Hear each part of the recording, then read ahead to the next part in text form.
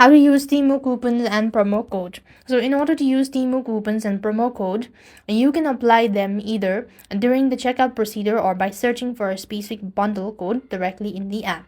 What you want to do is first thing first, open the Temu app onto your device.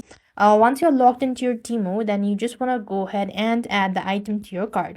Let's say this is a particular item that you wish to add it to your cart. You could just proceed on to click on add to cart.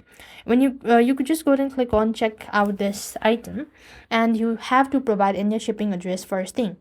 Next, during the checkout, you just want to look for the field labeled enter coupon code or apply discount, and type or paste your alphanumerical code into the box and click apply.